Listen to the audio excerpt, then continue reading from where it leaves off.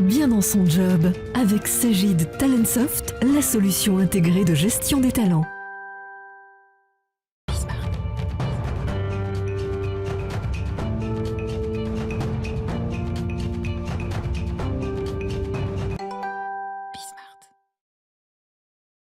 Bien dans son job, on va parler de data aujourd'hui parce que les data peuvent vous accompagner pour améliorer ou augmenter la qualité de votre travail et la qualité de certains métiers. On en parle avec Xavier Gomez. Bonjour Xavier. Bonjour. Vous êtes le cofondateur d'Invio.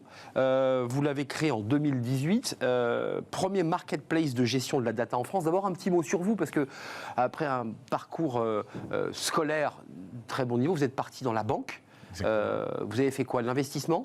Oui, j'ai eu la chance de savoir assez tôt ce que je voulais faire. Donc, parcours classique, grande école de commerce, et puis après rentrer dans... HEC et Massachusetts Institute. Oui, par la suite, effectivement, en troisième cycle, et le MIT à la fin qui m'a fait bifurquer vers l'entrepreneuriat, on va dire. Qu'est-ce qui vous fait changer vous aussi, finalement, de métier ? Qu'est-ce qui vous fait vous dire, en 2018, la data va tout bousculer ?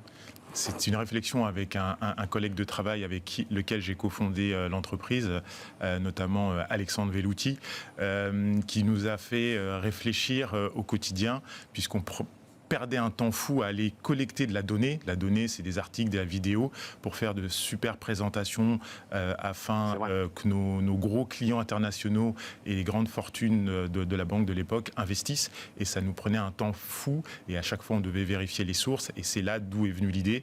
Et on a été bien éduqués aussi dans cet établissement au niveau des investissements sur les méga tendances. Et la méga tendance d'investissement telle que la data en faisait partie. Invio, l'esprit, c'est quoi ? C'est de dire au RH, parce que ce qui est intéressant, c'est aux métiers transversaux. Exactement. Pas ceux qui sont confrontés à la data, mais de dire à tous ces métiers, les DAF, les directeurs administratifs et financiers, les RH, vous avez besoin de la data et on va vous aider, on va vous l'apporter cette data. C'est ça l'esprit. On est parti d'un constat assez simple. Nous, on a voulu démocratiser la data, rendre la donnée accessible aux métiers des entreprises. Ça veut dire quoi ? Que ça soit un département marketing ou les DAF, comme vous le dites, n'ont pas cette expertise du coding, de la data science, de la data engineering.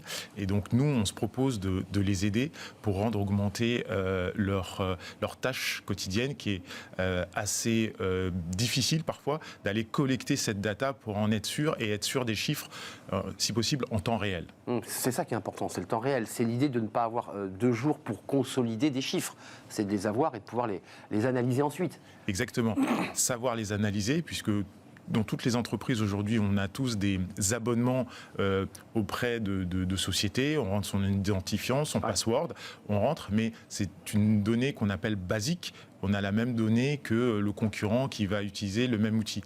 Maintenant, l'intérêt, c'est d'utiliser à la fois sa propre donnée et la donnée extérieure, je dirais, non structurée, après pour la faire parler, ce qu'on appelle la smart data, avec des outils d'intelligence artificielle puissants. Alors, selon le cabinet de consulting Bearing Point, 87% des entreprises attendent du digital, un impact du digital sur les fonctions finance.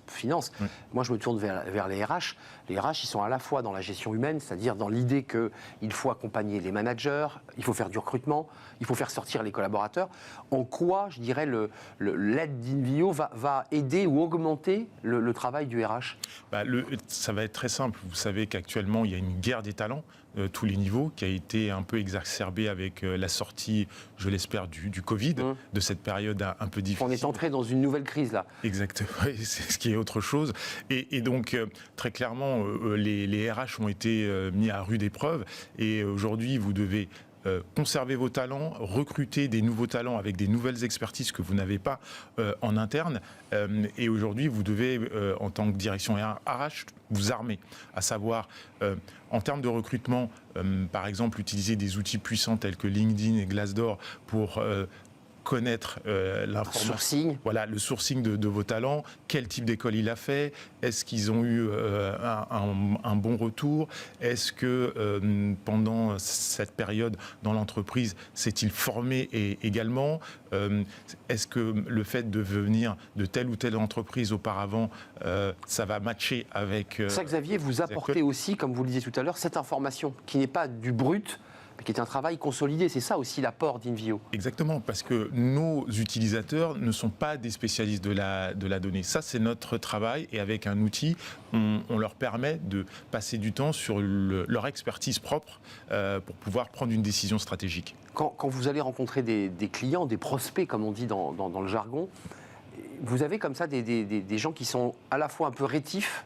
sur le plan technique, mais aussi sur le plan philosophique, qui vous disent, moi, j'ai pas besoin de la data, je reste au fax et au carnet à spirale. Évidemment, je synthétise et je ris un peu, mais est-ce qu'il y a un peu de ça? Est-ce qu'il faut aussi éduquer? Vous l'évoquiez tout à l'heure, c'est pas forcément des métiers qui, à la base, ont été formés sur la data. Non. Et en fait, comme je le pense, et que ça a été un accélérateur pour nous, le Covid nous a obligés, notamment lors de la première phase en mars 2020, de rester chez nous. Et les derniers réticents ont été obligés d'utiliser des outils simples comme Teams ou d'autres outils. Pas le choix. Et donc là, il n'y a pas eu le choix, et ils ont vu la valeur ajoutée. Et effectivement, on a un rôle d'éducation auprès et de démocratisation de ce type d'outils.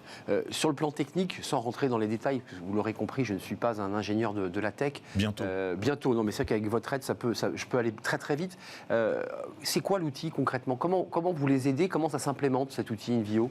Déjà, on prend le besoin du client, parce qu'on va pas avoir... D'abord écouter précisément. Parce que une même entreprise, parfois par la même demande, va pas avoir le même besoin, parce que c'est pas la même culture. Donc on peut prendre le besoin du client.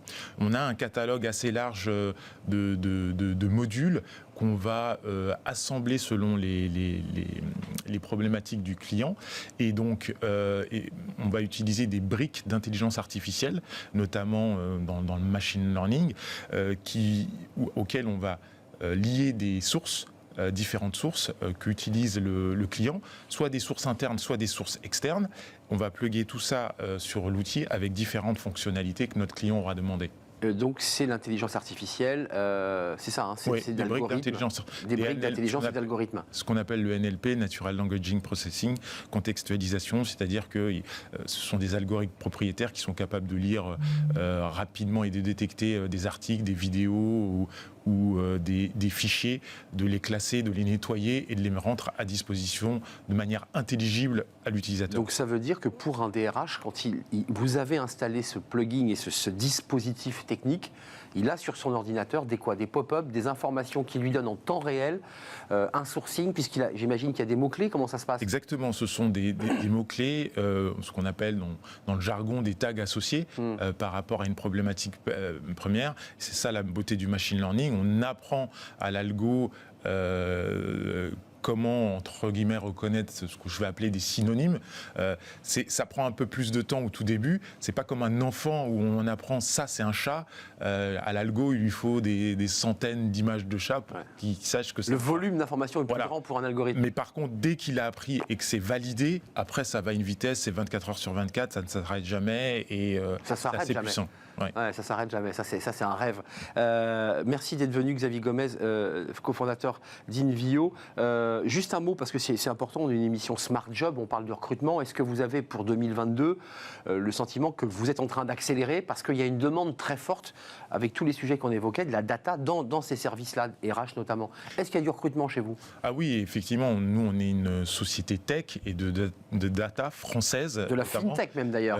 Oui, il y a une grosse partie finance, mais justement avec tout ce qu'on a développé, on a pas mal de demandes RH. Ouais, vous orientez aussi RH. Exactement. Enfin, pour des applications RH, pour vous dire, il y a différentes entreprises, start-up et grandes entreprises qui viennent nous voir aujourd'hui pour régler leurs problèmes de talent, pour trouver des talents, notamment des profils tech. Et certains veulent être un peu le Tinder des jobs pour matcher entre une entreprise et un... C'est le gros sujet, hein, la guerre des talents, et trouver l'outil qui va bien pour aller le chercher, pour le trouver. Recrutement ou pas? Recrutement, oui. Toujours des techs, des vendeurs et du marketing actuellement.